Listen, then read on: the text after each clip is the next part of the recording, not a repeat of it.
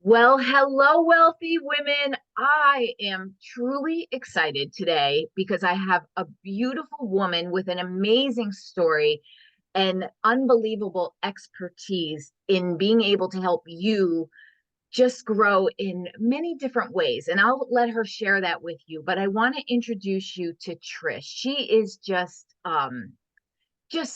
so special and so warm and such a light, and I just know that you're going to love this interview. So without further ado, let me go ahead and pass it over to you, Tricia. Maybe you can tell us all about you, about your work, where people can find out more about you, and then we'll of course get into our success questions round. So take it away. Awesome. Awesome. Thank you, Tamara. Hi, everyone, and Happy New Year to all of you. It's an absolutely fantastic. I love the beginning of the year. It's a great place to start. It's a great place to just take a deep breath and rejuvenate. I'd love it. So who am I? Well, I'm coming to you from Queensland, Australia. I am what you might call unique. Yeah. When people ask me what I do, I tell them, I help you to be the unicorn in your business. And so I'm all about helping you to own your uniqueness, to stand up and have the confidence and self-belief to share that uniqueness and talk about your business, your message, your career, whatever it is that is bugging you and wanting to burst out. I help you to do that constructively, coherently, competently, and connectively so that you can really get your message across and connect with the people that you want to do. So you can call me a confidence coach, a get known, be seen specialist, a personal brand strategist. I'm Australia's leading expert in empowering introverts, and my passion is to work with you so that you have the success you want, whatever that success means to you. It could be more clients, it could be more money, it could be personal growth, it could be just to have the enjoyment in what you're doing, but have the confidence to have that enjoyment. And that's what I do. I do workshops, I do mentoring, I speak. I'm an author, 19 books, and I just love what I do because for me, as an introvert, and we'll probably get into that a bit more, because I was an introvert. I'm still an introvert, but I was an extremely shy introvert way back in the Jurassic period when I left high school. I would never have done what I think I'm doing now. People would never have thought that I could do what I'm doing. I had no confidence. I had no self-belief. I was just happy being in the background. And a lot of the things that I talk about and I work with people is having like-minded groups of people that will support you, having mentors that will push you off the cliff, but then be there to catch you if you don't quite fly and you're not quite ready, to ask the difficult questions. I had all of those. I had people who worked with me to show me that I did have a message, that I had self-belief, that I had confidence. So people, that brings me to today where I have no compunction. I'm absolutely quite okay with saying, I'm freakingly awesome. I'm I unique. love this. I love what I do, and that's me. I love it. I love it. And what is your website if they're listening and listening to the podcast version of this? Okay. You can get me at all those W's trishspringsteen.com, and that's TRISSPRINGSTEEN.com. And for those perceptive people out there, yes, my husband is distantly related to the singer Bruce Springsteen. Oh, that's even news to me. Wow. And interestingly enough, I spent a portion of my childhood about 20 minutes away from where he lived, as well as Bon Jovi. So there you go, small world after all. How fantastic. Well, Trish, you are a joy and so talented in so many different aspects. And I know that when we originally spoke, we talked a whole lot about, being okay and confident with visibility and that it is a journey. And I love that just one of your skill sets is all about public speaking, and helping others to gain in their confidence. This is, of course, my whole target market is women business owners, and many are okay now being online, but a lot of them, of course, still have that internal struggle, where it doesn't feel comfortable, where they don't fully have those tools in their toolbox yet. And I wanted to maybe if you could just share a little bit more with that focus, of how you work with women, others, to help them gain that confidence in the public speaking, and how they might be able to kind of look towards your programs to help them with that as well. Absolutely awesome.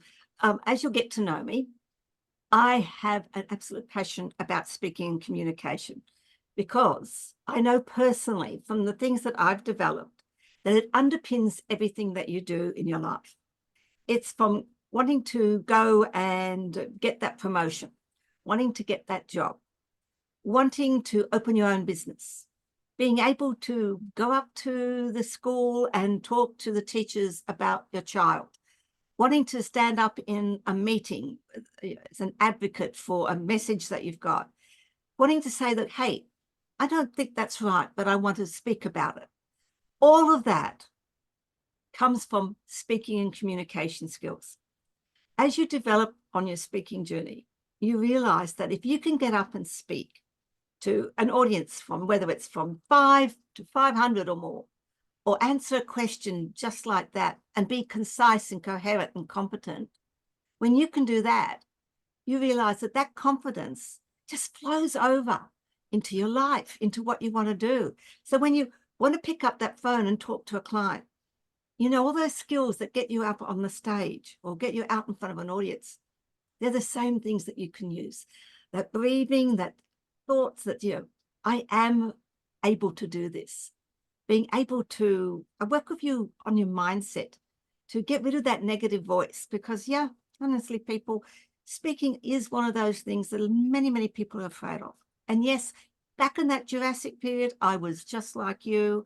I would not ever have got in front of anybody.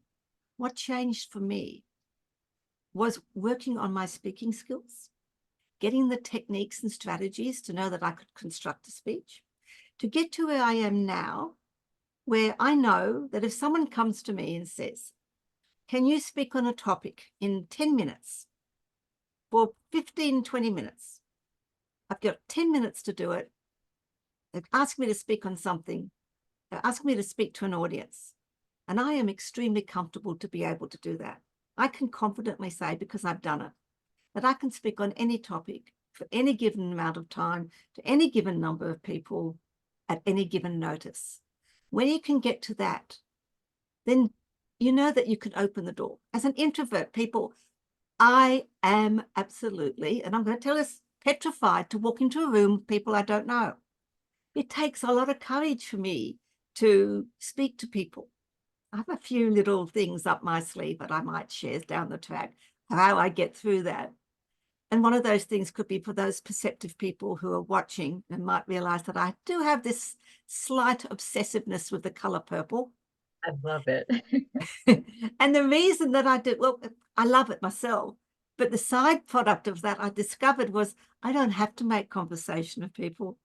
I've got purple hair. I wear purple. People come up and say, I love your hair. Oh, wow. I love what you're doing. You look great from top to bottom. And you know what that's done for me? It breaks the ice. I don't have Yes. to approach them. They approach me. Now, I'm not saying that every one of my clients decides to fall in love with the color purple. I mean, I know there are other colors on the spectrum. I understand that, people. There's other colors. You can have whatever color you like. What I'm saying, and what I do as I work to people, is that a lot of people have this misconception when they're getting to speak. Firstly, they think they don't have a message. Secondly, they're not sure how to start. Thirdly, they're not sure how to construct their presentation. Fourthly, they look at people and think, wow, there's a fantastic speaker. I want to be just like them. And you can't. It's the first thing I say to people, you cannot be just like them. And they say, why? Because I said, you're not them. Yes. You just have to be you, only more so. Yes. And I work with you to own your uniqueness, because people, Every one of us on this planet is unique. We're all different. We bring our own life experiences, our own expertise, our own thoughts and perceptions, which are different to yours or to yours or to yours. Yes. And that's fine. Yes. All you need to do is have the confidence to own that. And that's what I do. I work with you. I work with your mindset. I give you the strategies and the techniques. And we work to being who you are, only more you. Because I believe in you until you believe in yourself. I love that. And it's so important. And I think sometimes we really even underestimate um how we may choose to be quiet or shy and not share, not realizing what a gigantic um lack of impact that actually has. Because you all of our voices matter. And it is not just about, like you said, business. It's about speaking up in your relationship with your partner, maybe to your children, to, a friend. Even just if you're shopping, having a voice is so important because you are worthy as any other and you deserve to be heard.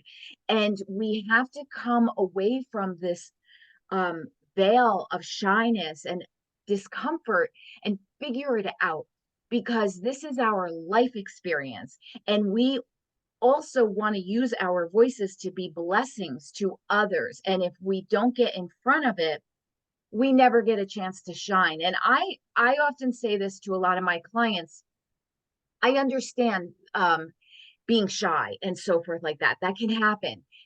But your message is more important than your shyness, because your message is here to serve and help somebody. And if you get stuck in your, shyness in this area, then your message doesn't get out there and you don't make that impact. And that impact has ripple effects. And so I love, Trish, that you basically believe in your clients until they can believe in themselves. And it's okay that they're uncomfortable. It's normal to be uncomfortable in the beginning. I get that. I remember back in university, I was taking a speaking class and I did a demonstration on how many teaspoons of sugar were in a can of Coca-Cola. If I remember correctly, it's 12, which I was shocked, and I was glad I didn't drink a lot of soda. However, part of my demonstration in front of the whole class was to take 12 teaspoons of sugar and put it in a glass of water with a little food coloring to make my point. Well, my hand was shaking like crazy and my speech, but I got through it. I got through it.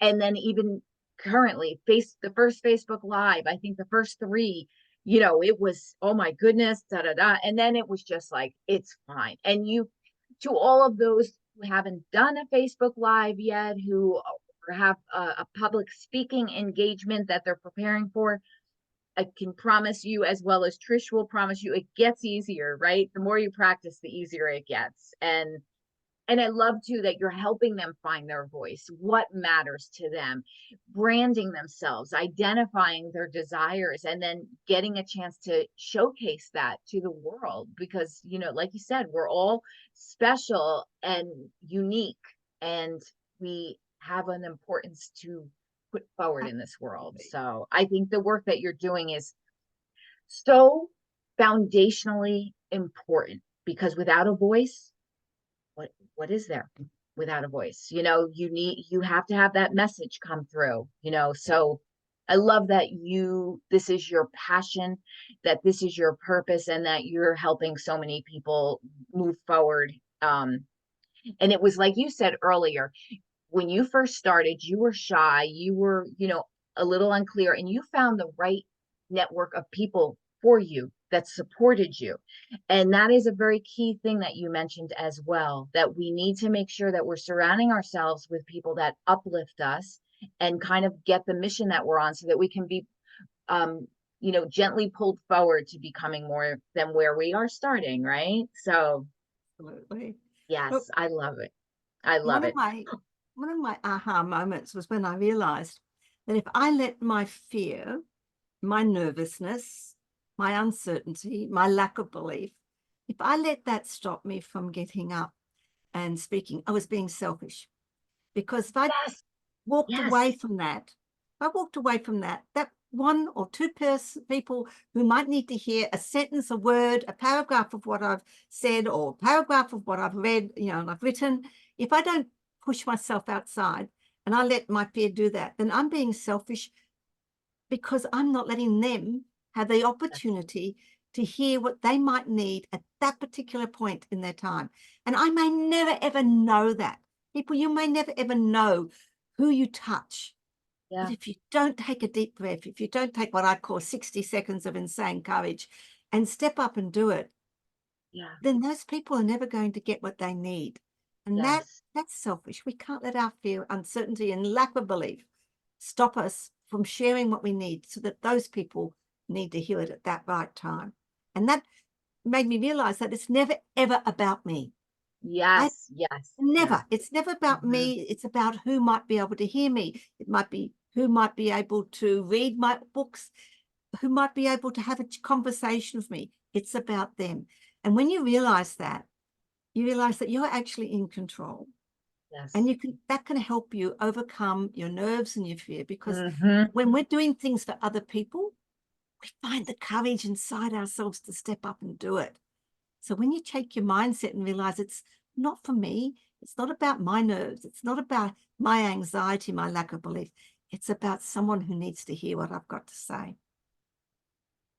This is everything, and this is exactly the moment for me, when that became so crystal clear, and it's obvious, but you don't always realize it right away. But as soon as you realize it's not about you, and you have a duty to serve others, and whether you want to connect that to your spiritual self, your God self, that's how I feel it. If God put a message in me, that means I'm supposed to deliver it, because it's meant to help somebody else. And that is my job. I have a duty to do that. And if I hide behind my fear and get into basically what is truly selfish, because you're making it about yourself and hiding about your insecurities, then you don't know who you might have touched for the better. You might even, it can be so powerful that you save somebody. So you have a mission to speak up and help. And this is why I am truly thrilled to bring Trish to you, because this is the foundation of everything. Like, everything that you do after you can communicate it is icing on the cake. But this communication is the foundation. And so thank you so much, Trish, for being here. It's a very important message to get out there. And the other thing is, as soon as you realize it's not about you and it's about who you can serve, that fear just disappears instantly, because you're not in your own way, all focused on yourself anymore. It truly, the act of serving another, or the majority of people, is a beautiful gift that we want to keep giving as much as possible. It just feels good for us, the majority of us, to want to give more than to receive. And you just go with that energy. So now we're ready for some success questions, because I want to find out some of the backstory of how you got to be this. I'm sure you were always a most amazing woman, but how you've grown and have continued on your journey to becoming even more amazing. So let's get started. I kind of get the idea of why this was such an important mission for you to share. Like many other women in business, it seems that we tend to kind of go through something ourselves, figure out how to fix it in ourselves. And then we get so excited that we know now how to fix it. We want to help others. And it seems like you had that experience where you had to build your confidence up into becoming the voice, your own brand, and getting it out there. So I think we kind of got that. But I wanted to ask you, um, how has building your own business enriched and empowered your life? And why would you recommend it to another woman? Like, what can she benefit from the beautiful um, happenings of building a business? You know, when you believe in yourself, when you accept your uniqueness, when you accept your strengths, when you acknowledge that we're not good at everything, and people were not, and it's quite okay not to be good at everything. In fact, trying to be perfect can lead you to stagnation. because you don't move forward. You go down in a spiral because you want to be perfect all the time, and you don't move anywhere because you're still striving to get to perfect. And perfection is not achievable, in my opinion. It's just not achievable, because those who want to be perfect never think that they've reached perfection. So they stagnate. So for me, when you're in your business and you have that passion to open a business, or that passion to go forward in your own personal growth, or even in your career, when you take that first step and understand yourself, understand who you are, and understand and accept who you are, warts and all, that is so, so powerful, because it gives you a rock solid foundation. And yes, people, we're never going to be up there all the time. Yeah. Life is a series of ups and downs. And I like that. Yeah. Because if we stay up all the time, we're never going to learn anything. And it just becomes boring. We stay in that comfort zone. We stay up high. Yeah, we look like we're achieving. The business is going great. But eventually one day you're going to look up and say, this is boring. I'm not getting anywhere. So I celebrate the fact that our life goes up and down. It gives us the time to, wow, well, that didn't quite work. What did I learn from that? What can I take forward? How can I grow more? And what happens is that solid belief that you do, and believe me, people, it took me a long while, because I didn't think I had stories. I didn't think I had a message. There was no way I thought I could open a business, because I thought, I just speak a little bit. I love training, and it took me years to even write, because I thought, well, I'm now speaking. I'm not a writer. Mindset is a really great thing, people, when you can fall back on that belief of yourself, that foundation. It gives you something to fall onto. So if things don't quite work out and you slide a bit, you're not going to go way down, because you're going to hit that foundation and understand that, hey, I am good. I know who I am. I'm not perfect, but I know my strengths. I know what I have to do to bring in someone to help me with the things that I'm maybe not quite perfect at, and I can do that. So you don't fall all the way down. You fall to that solid foundation that you've built in owning who you are. Now, that's not an easy journey. It's not an easy journey. Sometimes it takes a lot of work to accept that you're unique, to accept that, hey, I'm really damn good at some things, but don't ask me to do maths, don't ask me to do accounting. I'm not good at that. I'm good at lots of other things. So I know from my own experience, from looking at myself and understanding who I am, that if those things are out there, I can bring in people. And this is where that group of people around you is so important. Even mentors who come and go. You can have 2 or 3 mentors at one time. You can have them for a while. You can have them in different areas that you need to develop. But having a like-minded group of people, now whether that's an accountability group, whether that's a group like Tamara's got, whether it's just a few friends that you've got, and there can be different groups, but they help you to understand who you are. And they help you to grow into that self-belief. And I guess for me, what I'm saying is, anybody going to business, working on yourself and your mindset and understanding who you are gives you a safety net, so that something doesn't happen.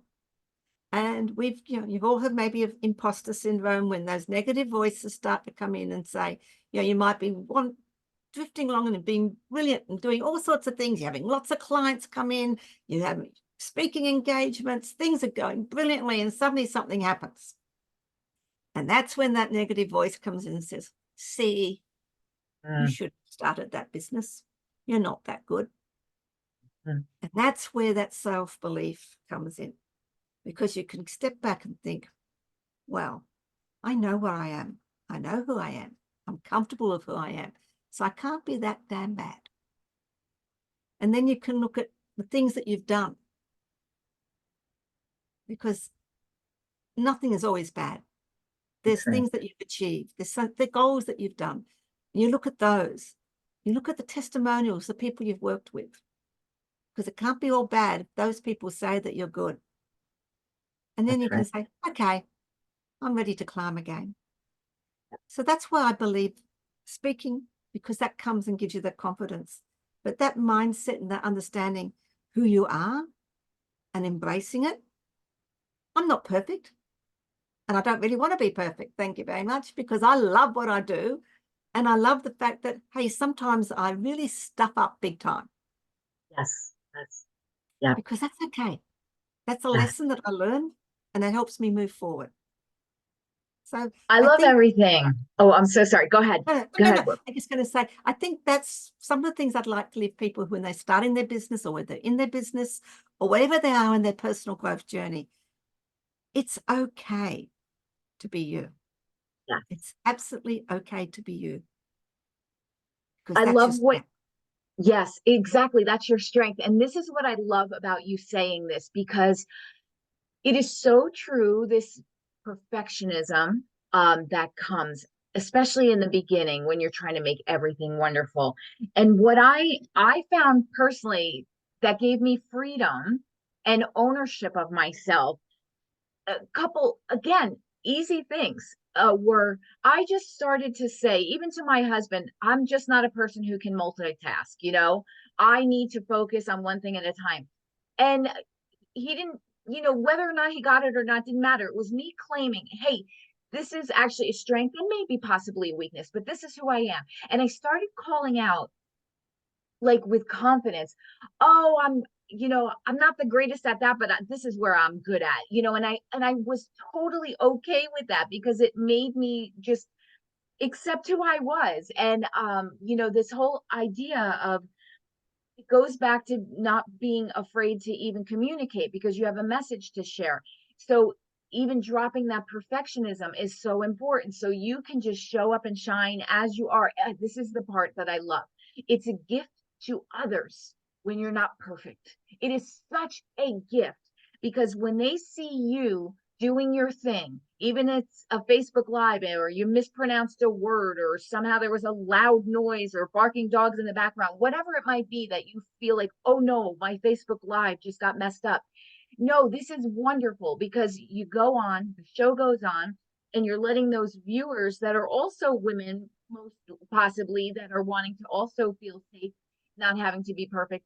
You just gave them an example that they don't have to be this airbrushed perfect model that says perfect things, does everything perfectly, and it is freeing. So when I learned that me being imperfect was actually a gift to others, because then they could calm down too and relax and just enjoy the process, then again, it became, okay, it's not about me, it's about them. By me being imperfect, I give them permission to not be perfect either. And this is beautiful. And I'm seeing it more and more. We want to hear from women or anyone that are just living an everyday life, normal people. We relate to that. We connect with that. We can sense the person's essence and their soul and their true message coming through. It doesn't matter if they're not wearing Chanel and have perfect hair or say the perfect thing, right? It's again about the message and just being connecting. So another great point that you brought up about the whole perfectionism and imposter syndrome, because this definitely goes in typically in the very beginning of the business journey as well. It comes up a lot. So love the answer. Okay, I have another question for you. So many of the women I speak to, myself included, love to start their day with a specific morning routine or some kind of empowering routine that they do, that if they don't do it, they feel a little off. So I was just curious, what are your empowering wealthy woman habits, I call them, that you like to do every day and it just sets you up for success? I'm a very weird person. So cute. My wealthy routine is, my husband brings me my cup of tea, because I can't do anything unless I have my cup of tea first Love thing it. in the Yes. morning. Yes, love it. But going on from that though, it's waking up and thinking, wow, this is an awesome day. This is a freaking awesome day. Doesn't matter what happened yesterday. It doesn't matter whether Al did a fantastic day yesterday or that it didn't all happen yesterday. It doesn't matter if I'm feeling like, oh, everything's overwhelming me. I just think this is an awesome day. And I'll either say, okay, this is a day, which is a day for me. And I'm going to be giving myself the okay to have a lazy day. Someone mentioned to me it's a couch day. I'm okay to have a couch day. Yeah. Or then if I'm thinking, okay, this is good. The vibes today are looking good. Vibes today are looking good. I just think every day is a new day, and every day is a day to just be joyful, to approach it with fun, to approach it with open arms. I'm not perfect. I wake up sometimes freaking cranky. Like this morning, I was up very early in the morning to do a podcast. Start with it was like 2:30 a.m. No, 2:55 a.m. my time. Wow. So by the time I'd finished getting my magazine out, which was around about midnight, because I'm a bit of a night owl, I thought, I'm not going to bed. I'm just going to wait for it. So I read a bit of my book. And then I found out that she actually gave me the wrong time because it was actually an hour later. So I said, that's okay, I'll go back to bed, I'll stay up. So then we started the podcast. And this is where I'm showing you that it doesn't all go right. And it's okay, it doesn't go right because, hey, halfway through the podcast, my telephone provider decided that I've used up my 30 minutes international call and cut us off completely. Oh, no. And, I never even knew that I only had 30 minutes per month international call. So now I've learned something. Yeah, and there's the good attitude, right? There you go. Yep. And the thing is, when I finally went back to bed and I got up and woke up, I could have let that go on to my day. But I just said to my husband, he said, how'd it go? I said, oh, it was probably the worst freaking bloody thing I ever had. But hey, I learned something. Did you know that we only have 30-minute international? I love it. I said, it's a bit of a drastic way to learn that. So I just thought I can let that go. But to me, every day is a day for joy. Now, why am I so passionate about that? I think that's my mindset. My wealthy mindset is that you don't know what is going to happen in your day. So you should approach every day that you're going to do the best and be the best and fulfill it as much as you can. And some days it works and some days it doesn't. I'm going to share with you a reason why that was a changing moment in my life. And this is a trigger. I'll just give you a trigger warning for those people who are listening. In 2007, we lost our son, Craig, to suicide. Now, when I woke up that morning, we had a family that was all there. Everything was beautiful in my world. When we went to bed that night, my world was devastated. Our family was split. It was like there was so many shockwaves. And when I was talking to my husband the next day, and we're trying very hard to process, and it took a long time, but what we said to each other was, that's something that can tear us apart. That's something that can color my life, and it will color your life. And anybody, it will color your life, and you'll never get over it. But what I realized was you never know what the day brings. So I approach each day since then with joy. I try not to let arguments go over.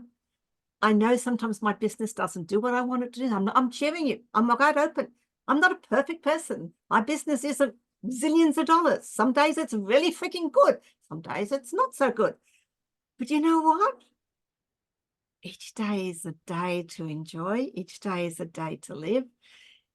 So that's my wealthy tip for you. That's how I approach each day. I know it's quirky. It's probably not like, oh, affirmations and things, but I just told you, everybody's unique and everybody does it their own way. And that's my way. And that's why just be you. Just find what works for you and live it and do it.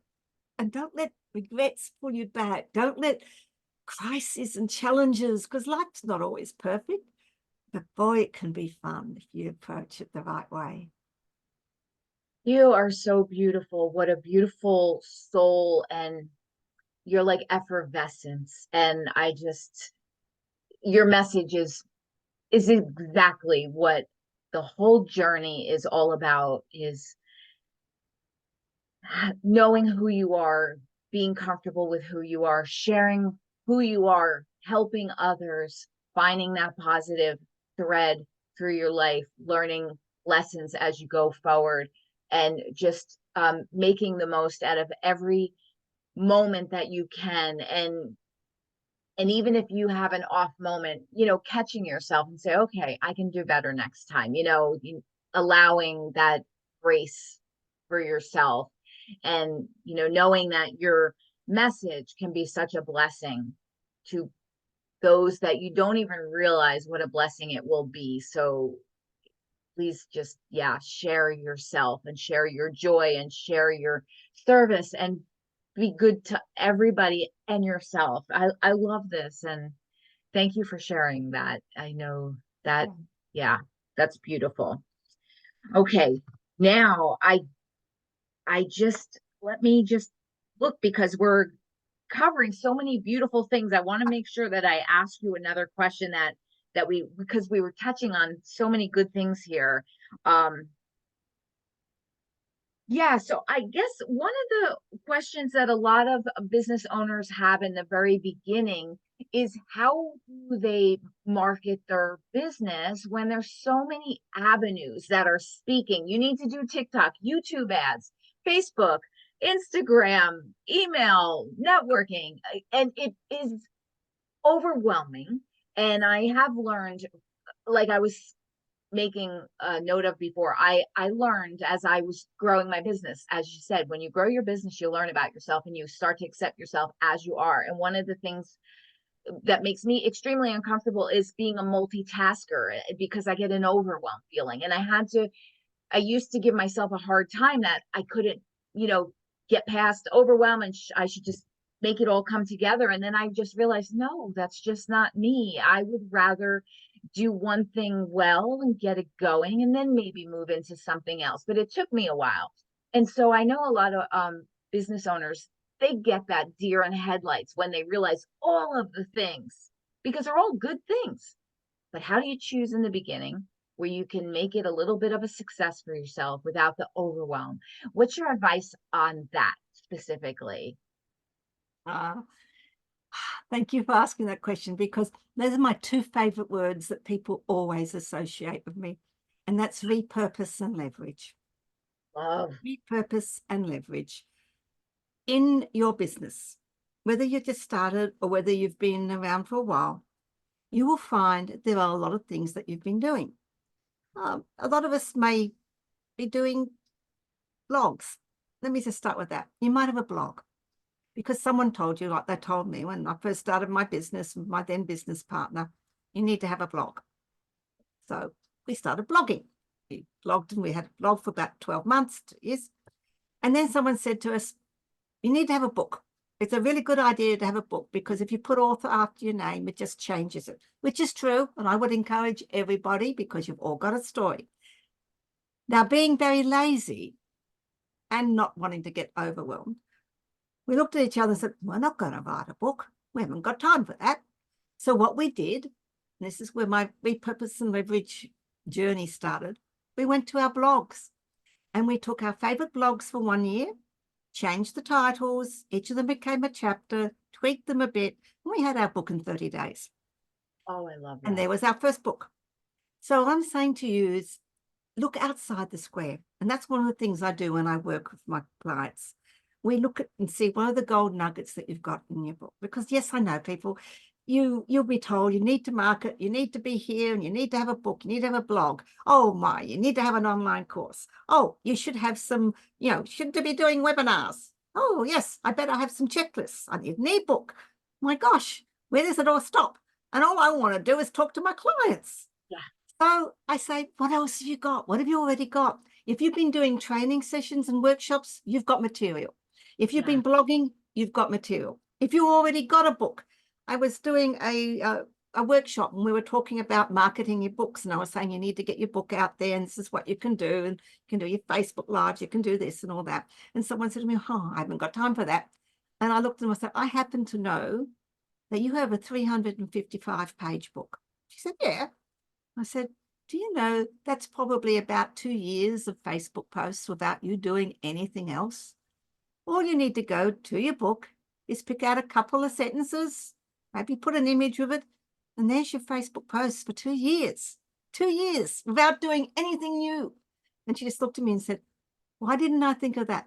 I said, because we get caught up in what we're doing and we don't see whatever that thing, the forest for the trees or the trees for the forest, one of the things. Yes. That's one of my weaknesses. I always muck up jokes. I muck up quotations. It gets there. We know what we're talking about. Yes. So repurposing and leveraging. Now, Facebook Lives are people, I've been doing a Facebook Live tips of Trish every week for about 4 years. And I do Facebook Live practice groups and help people. About just before Christmas, if you'd watched one of my Facebook Live, you would have thought I'd never done one before. Oh, God, the technology went crap. My computer was off. I had no internet connection. I had to use my phone, and I hadn't done one on these things for quite a long time. So that stuffed up because I had to figure out, how do I turn it around? It was probably one of the most less professional Facebook Lives you ever see.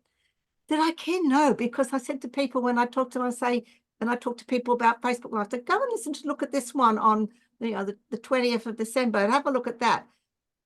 You'll learn a lot from that. You'll learn what not to do.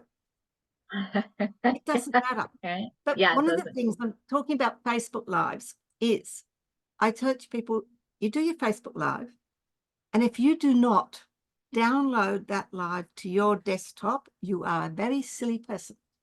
Because when you do that, you now have that Facebook Live as a video on your desktop.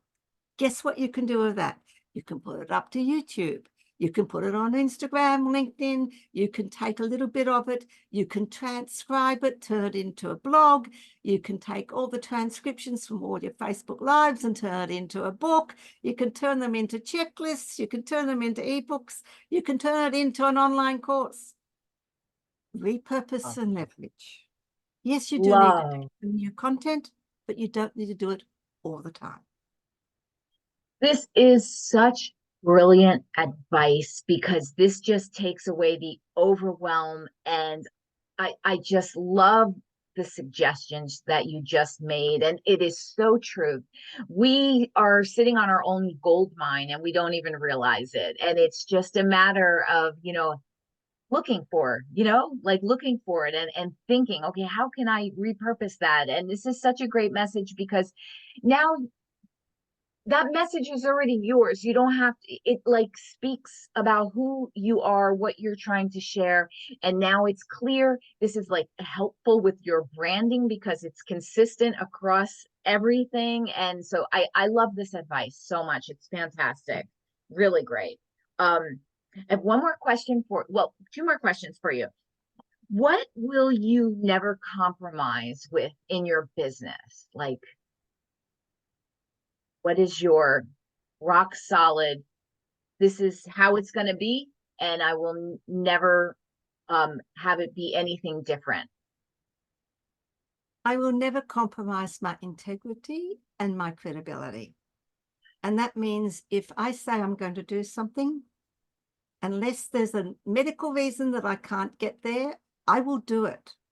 If I'm say I'm going to work with a client, they get 300% attention from me. I'm there for them for the time that I'm with them. If I say I'm going to turn up, even if it's 10 to 3 a.m. in the morning and I'm freaking tired, I'll be there. If I say that's what I'm doing, that's what I'm doing. That's my integrity and credibility. I won't ever compromise that because that means that I am being there fully for the people that I want to be with. And I can't do anything else but that. I love it. And it's exactly the way I feel, wanting to be an asset to another that you are working with is just such a great feeling. And you get inspired to do it so well. Like you're saying, 300%, it's your heart, it's your business, it's what you stand for, and you want that to be communicated. So Fantastic. I have one last question because this is a really good one also for this time of year. At the time of this recording, we just had a New Year's Day celebration. Um, though this interview is timeless and helpful for whatever time that you happen upon it. But a lot of all of us want to manifest our desires. We have different ideas of what that means and practices. So I guess I was just curious, when you decide that you want to achieve something, whether it's a goal, and if you decide that you're going to, you know, whether it's goal inspired activity or manifesting and thinking about it, like we talked about mindset and positive thinking and so on and so forth. Do you have a process or do you have a suggestion for those that might have a specific goal in mind and how they can manifest it to help it bring it to reality? That's exactly what's on my mind at the moment. So thank you for asking Great. that Oh, question. good. That's perfect. Because every year, for the last 6 years, I do a workshop at the beginning of the year, and it's on Saturday this year. And that workshop is what I call planning for success in the year. Part of that is goal setting, affirmations, gratitude, reflection, planning, timelines, vision boards, Yes. time management, social media planning, 3-month goal set plans. And one of the things I say is you need to know where you want to go. If you don't have a destination in mind. So one of the few things we do, I always start with, let's look at last year. Let's reflect on it. What worked? What didn't work? What are you grateful for? What didn't work? We write it down, we tear it up, and we do a little ritual, and we get rid of it. It's no longer part of us. Then we need to look at our journey, because we can't plan unless we know where we want to end up. And it's the same with your speeches. This is why I say speaking skills are so good, because when you are putting together your speech, you have to have the destination, the outcome that you want your audience to take away. By the time you've planned that, you've actually worked out how you set your goals, how you set your business plan, how you set your life, because it's exactly the same thing. It's exactly the same thing. You work out what you want to achieve at the end of the year. Then you need to put into place, well, what do I have to do to achieve it? What have I got?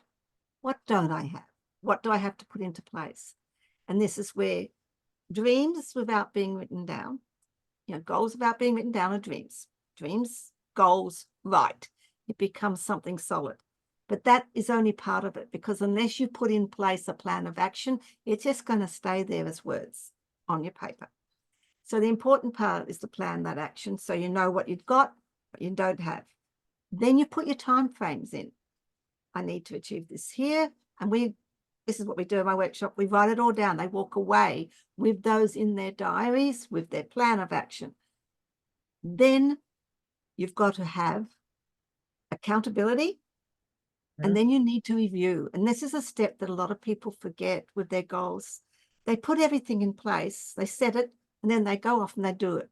And they don't review it, which is like, at least, if not every month, at least every 3 months, you need to review it, because the world changes. Yes. You change.